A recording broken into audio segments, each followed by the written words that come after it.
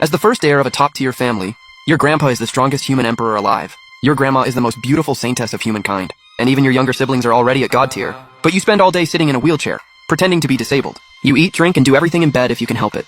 Everyone calls you the disgrace of the family. But only you know. You use the wheelchair for one reason only.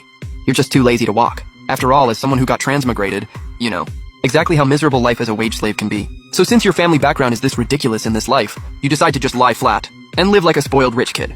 Even when a system shows up to awaken your SSS rank fire element power, you're too lazy to even deal with the damn thing. But on your 17th birthday, your dad finally snaps and says he's sending you to school so you can experience real life and make a few more friends. At the same time, he wants you to understand how hard things are for humanity right now and learn to cherish the life you have.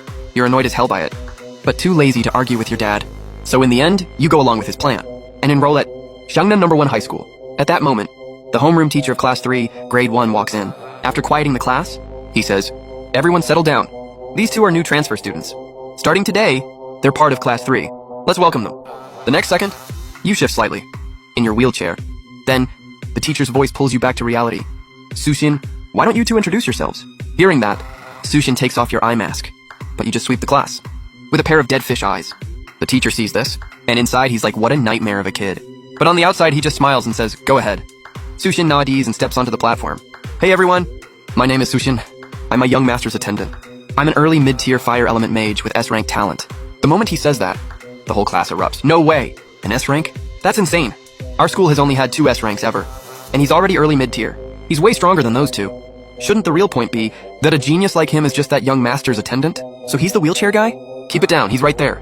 He can definitely hear you. His background's gotta be insane, if he has an attendant that strong." Everyone looks at you expectantly, waiting for your introduction. But you can't even be bothered to spare them a glance. You just close your eyes and go back to sleep. Seeing that, Sushin quietly puts your eye mask back on and says to the teacher, "Sorry, sir. My young master is tired and needs to rest. I'll do it for him." The teacher nods helplessly. Sushin steps up again. "Hey everyone, this is my young master. Please take good care of him from now on." With that, he steps back down. The teacher just stares, completely thrown off. "That's it? That's all? All right, Sushin. Now that both of you are done introducing yourselves, go take your seats." The teacher snaps out of it and points to the back row. "You two, your seats are over there, last and second to last." Then he looks at your wheelchair and asks kindly, "Need any help?" Sushin shakes his head. "No, sir. My young master is perfectly healthy." The teacher and the whole class silently look at your wheelchair. "Yeah, sure." Sushin pushes you to the last row, and then something absolutely shocking happens. Sushin whispers something in your ear, and you actually stand up from the wheelchair and sit down at your desk to keep sleeping. Holy crap, it's a medical miracle! The students stare at you in anticipation, waiting to see what you'll do next. For the next hour, you stay face down on the desk, asleep the whole time. Your eyelids don't even twitch. A bird lands on you, and you're too lazy to shoo it away. In the end, Sushin has to do it for you. Just how lazy can one person be? But man, he looks so good when he sleeps. Countless girls in class are straight up starry-eyed, thinking he looks like a prince. At the same time, everyone is super curious what Sushin actually said just now to make this lazy bum stand up so obediently. What Sushin really said was, "Young master, you don't want me pushing your wheelchair around the whole campus, do you?" 2 hours go by, and you don't move. 3 hours go by, and you still don't move. 4 hours go by, and you're still not moving. 5 hours go by, and you finally move, because Sushin yanks you up by force and feeds you bite by bite. After eating, you go right back to sleep. The class doesn't know whether to laugh or cry. Not exactly graceful, but wow, even the way he eats is hot. "Class monitor, can you stop fangirling so hard? You're too ugly to get it." That night, Sushin carries you into the dorm building. Everyone else is in a 6-person room, but the two of you get a double. They were originally all single rooms, but to make it easier to take care of you, Sushin specifically had the school change it to a double. Sushin lays you down on the bed. You seem to wake up from the noise, rub your sleepy eyes and ask, "Is it morning already?" "It's already night." Sushin replies, "Young master, it's bedtime. Do you want some water?" You don't say anything, but Sushin reads your dead fish eyes perfectly. He grabs a bottle of water, sticks in a straw, and holds it to your lips. After you drink, you lie back down. You look asleep, but you're actually fully awake. You're just too lazy to open your eyes. 4 hours later, a mechanical notification suddenly rings out. "Ding, successful transmigration detected. You have obtained the strongest talent system. Please choose a talent." You're too lazy to care. Whatever. You don't even twitch a brow. An hour later, the mechanical voice sounds again. "Host has not selected a talent. The strongest talent system has left." "Ding, congratulations, host. You have obtained the strongest villain system. Would the host like to become the strongest villain in all the EO?" "Heavens!" You still ignore it. Another hour later, the strongest villain system has left. "Ding, congratulations, host. You have obtained the kill and ascend system." You still don't react. After this happens 4 or 5 times, day breaks. "Congratulations, host. You have obtained the ultimate lazy support system. Would the host like to bind?" "Ding. Since the host is too lazy to bind, The system has bound automatically. The lazy support system is now awakening the host's ability. Please choose a category. Ding.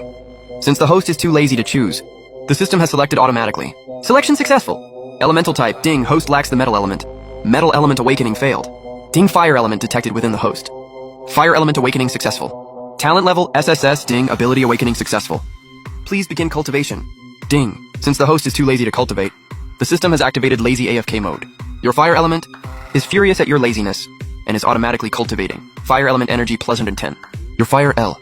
Men ability is furious at your laziness and is automatically cultivating. Fire element energy plus 110.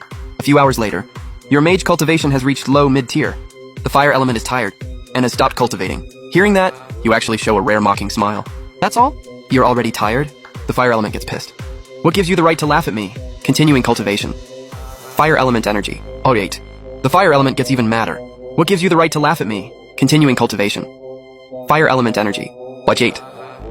A little over 10 minutes later, the wake-up bell rings. Sushin helps you wash up, sets you in the wheelchair, and pushes you into the classroom. Then you hear the system again. The fire element has collapsed from exhaustion. Automatic cultivation stopped. Pathetic. You couldn't care less. You flop onto the desk and keep sleeping. A week goes by. You wake up in a good mood one morning. The fire element begins automatically cultivating. Fire element energy. Bloodstem. Your mage cultivation has reached mid-tier late stage. The fire element is getting a little tired and has stopped cultivating. That's it? So trash. You roast it in your head, but this time the fire element doesn't fall for your taunt. After cultivating, it just falls asleep and stops popping up. As usual, Sushin helps brush your teeth, then suddenly freezes and actually jams the toothbrush into your nostril. You're furious, but too lazy to say anything. You won't even roll your eyes. Same dead fish stare as always. Sorry, young master. I didn't mean to. Sushin apologizes in a panic. But you do seem a little different today. While brushing your teeth just now, he clearly sensed a violent fire aura inside your body. Even though it only appeared for a split second before disappearing, he still caught it with his sharp senses. What's different?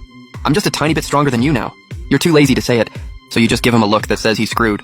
You have no intention of telling him about your awakened talent. Not because you want to play weak and strike later, but because being a genius sounds exhausting. Take your older brother, for example. Up at 5, asleep at 12, training non-stop and dealing with challenges from prodigies everywhere. And every now and then, he even has to give speeches at major academies. Yeah, no thanks, you couldn't live like that.